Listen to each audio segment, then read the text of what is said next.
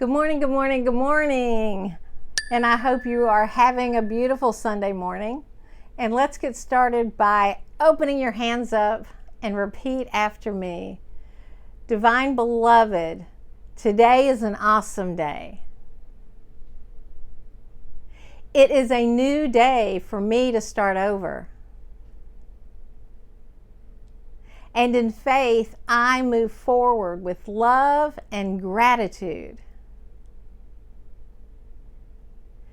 knowing that I will receive all the good that comes my way. And I claim it now. And so it is. Amen and amen. Let's claim it. Let's claim that faith. Let's claim that love, and let's claim that gratitude. And today's topic is demonstrate to activate. And so what does that mean, demonstrate to activate? What am I demonstrating and what do I want to activate? And demonstrate and demonstration are old words that when Unity started, and what I'll call the forefathers of Unity started, one of the things they often talked about was demonstration. Is to give a demonstration. And that demonstration meant to move forward in faith with a desire and to demonstrate the intention of knowing that I'm going to give this and I know that I'm going to receive what it is that I need. So demonstration used in Unity language is actually an old word that I'm making new again. All right, so I'm making it new again. But what does that mean? Demonstrate to activate, and how do you activate that faith? And how do you move it forward? Well, to me, one of the most wonderful stories is, we're going to pull from the Bible. We're going to pull from the teacher there, the Jesus, right? And so one of the best stories is the Loaves and Fishes. Right? And that's actually in the books, Matthew, Mark, Luke, and John. It's actually in all four of those books. And I will have Rick put on the screen where to find those in those books. Okay? All right. So in this story, Jesus he had heard about the death of John the Baptist. And so he had been working with people and he was tired, but he needed to go and gather his mind and gather his thoughts about this because he was grieving the loss of John. And so he takes a boat and he's going across the water. And as he's coming in and he's seeing the boat coming to shore, he's seeing all of those people followed him from where he left because his work and his messages were so profound that they followed him. They saw that he was traveling and they built this really big parade of people to come and hear him. And in that state of compassion, and instead of him saying, I really need to grieve, I wish these people leave me alone, he didn't do that.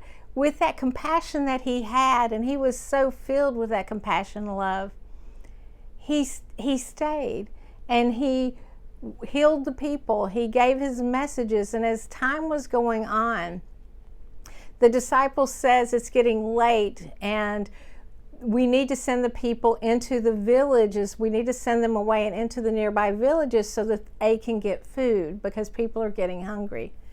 And Jesus says, we'll feed them. And the disciples say, well, we only have 5 loaves of bread and 2 fishes. So how are we going to feed them? And Jesus says, bring them to me. Bring the loaves and fishes to me. And in that moment, Jesus did what Jesus did. And he lifted his head up to the heavens and had that faith that as he tore apart the bread and broke up the fish, that was going to be enough. Now, we can say, did that really happen? Was that a miracle? Well, that's how they want us to see it, right, as a miracle. But let's say that it wasn't a miracle.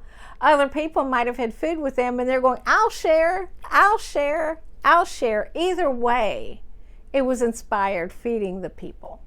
right? It was still inspired in feeding the people. And so he gave them the baskets and they passed it around. And there were over 5,000, there were 5,000 men, over 5,000 men, and there were also women and children, which they didn't number that. But when they collected the leftovers, there were 12 baskets of food. Those leftover baskets were full, 12. All right, which is very significant, which I'll get to in a minute. So that is a demonstration of faith that Jesus believed that what he had and what he was given was enough to multiply to feed the mass of people. He believed and he had faith that God was going to provide. He had faith that people would take what they needed but not out of greed. He had faith that the food would be there for nourishment. Now, we can take it from a metaphysical perspective as well and say that he was feeding them spiritual food. And again, somebody's passing me this basket and it's filled with food and I can take what I need out of it, right? And it's feeding me while I'm also getting the spiritual food. But to see that miracle happen or to see that compassion unfold was also food in itself. It was spiritual food that was coming through in that time. But there was a demonstration of faith that Jesus believed that that food that they had was enough to feed other people. And if people decided to share in that, again, they were choosing to bless, and they chose to believe that what they had to share would also be enough to feed everyone. Do you see how wonderful this is? So what I'd like you to do is just to take a moment amongst yourself, all right? So don't go longer than 3 or 4 minutes because that's cutting into my time. So just make it short. But talk about ways that you have applied that demonstration of faith or what that might mean to you. So just pause it here and then start back when you're ready.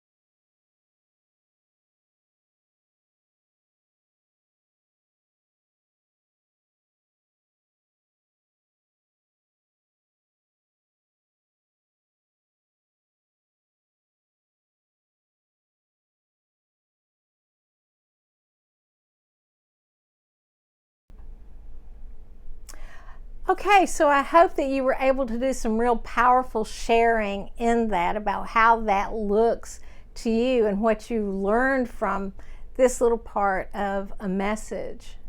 Because there are many ways, but to me this is just one of the most wonderful ways, is seeing that faith in demonstration, because we can hear words about it and we have wonderful quotes. And one of my favorite quotes is Florence Scovel Shinn: faith knows it has already received and acts accordingly. Faith knows it has already received and acts accordingly. And so if I just gave you that message without giving you the idea of demonstration, you might be saying, yes, I understand about faith. I understand about faith, but you still might not understand about the demonstration of that faith and how that can move. And it's kind of like when we are worried about money and we're getting caught up in our worry about money and we're thinking what we don't have, what we don't have, what we don't have. We are getting more of what we don't have because we're expecting that we can't have more. And we're focused on what is missing in that. So like the disciples were like, we don't have enough food. And Jesus is kind of like, mental eye rolling maybe, or saying, haven't I taught you anything, in his head, right? And he says, give me the food, right? And he does his thing. And so instead of us worrying about these things that we think we don't have enough money to take care of something, I'm trusting that source is there. But how can we act on that? So let's pretend that we have $150 in the bank and our electric bill is $102. And so we're saying I can't pay it and it's due today. And they're going to shut it off tomorrow if it's not paid, but I only have this much money. The demonstration would be to say, I trust that God's going to take care of me, and to pay that bill in full with what you have, or to go there and make an arrangement. But you're putting that faith in action. You're demonstrating that faith. And it's a wonderful way to do it and to start understanding what that demonstration is and how that helps to activate our faith. And I'm going to share a story with you that happened, like what I say, a long time ago in my past life. So I was probably like 20.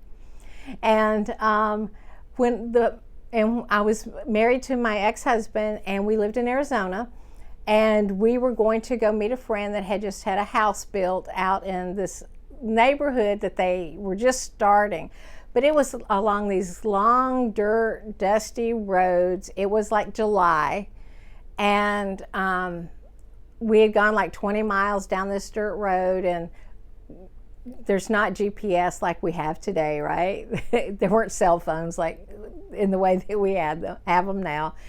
And we don't know how far we were away from where our friend's house was.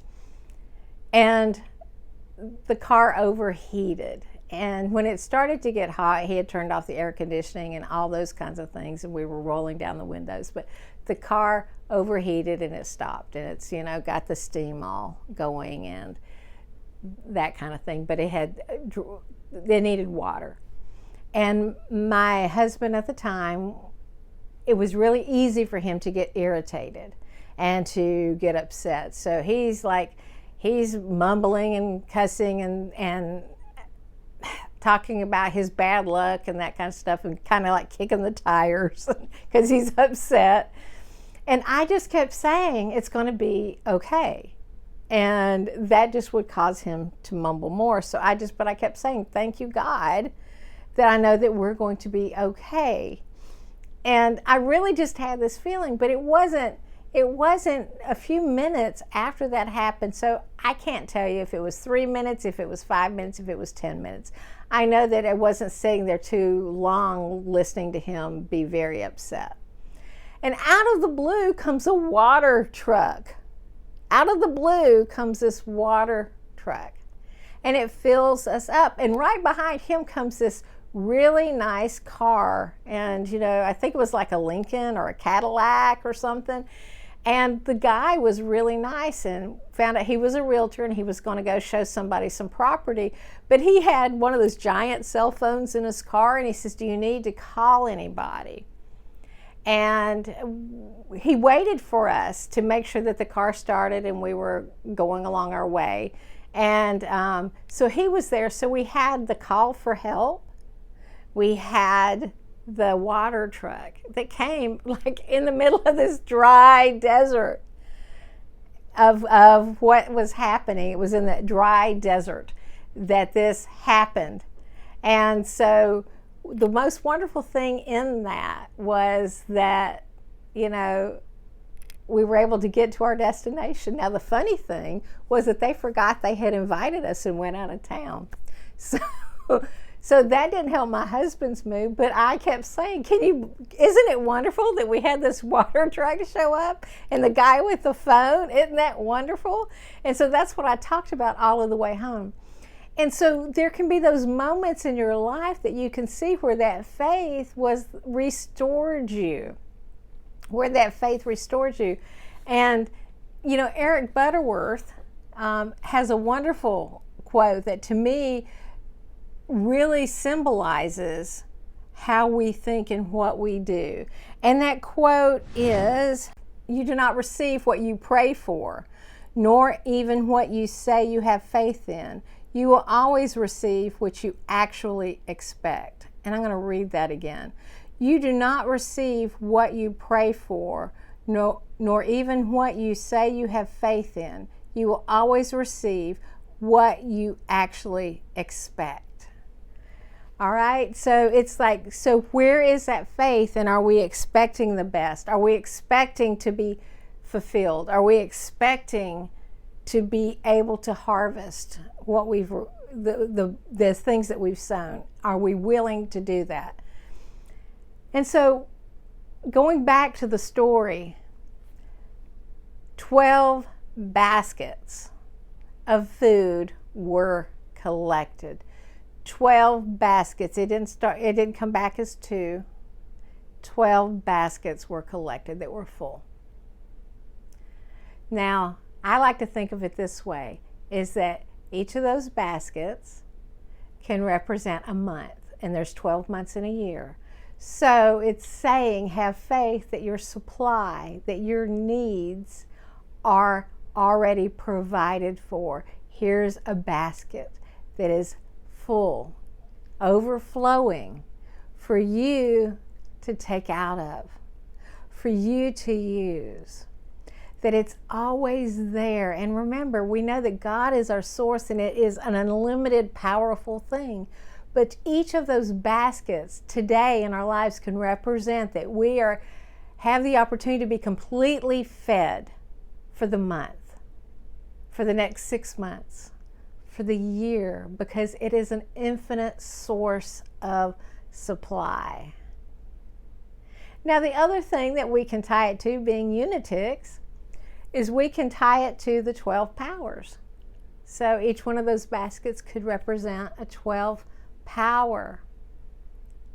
Whichever, and to me both are good, right? Because both are talking about our powers, and that the other is talking about we are living in infinite supply. So take a moment with each other. So pause, take a moment and discuss how you have seen yourself fed when you were or were not expecting it. And I'll wait.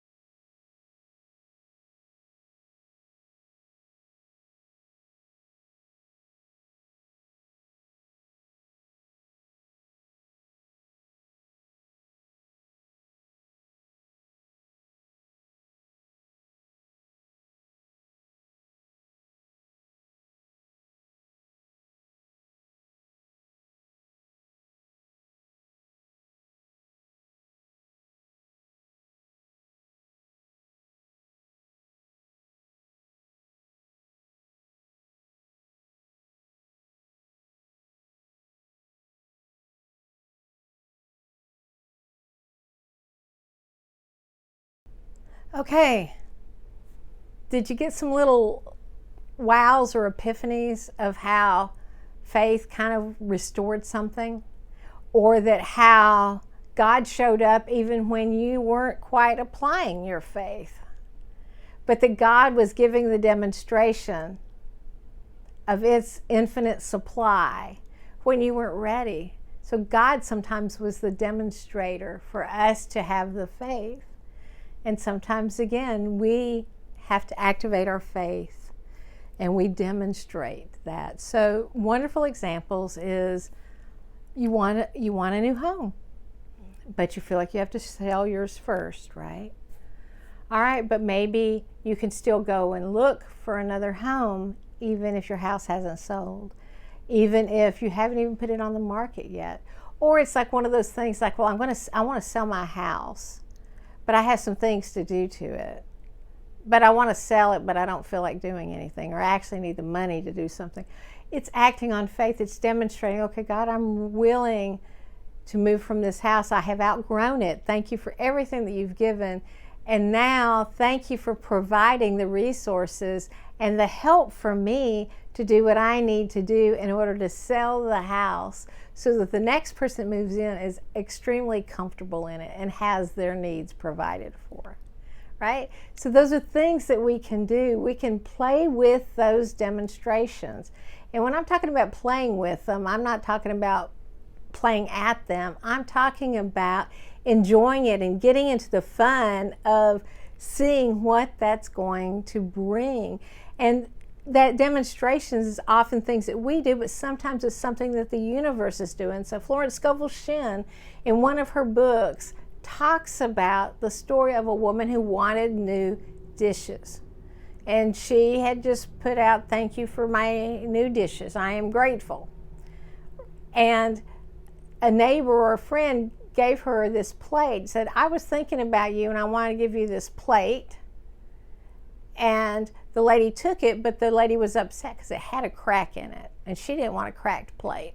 So she's talking to Florence about it. Florence says, no, this is the universe giving you a demonstration that it's on its way. So this demonstration can show up in both ways to activate our faith. And faith is believing in the unseen, of knowing that that is coming into harvest. All right, and another wonderful Bible quote is, according to your faith, let it be done to you. And that's Matthew 9:29. And then Mark 11:24 says, so I tell you, whatever you ask for in prayer, believe that you have received it and it will be yours.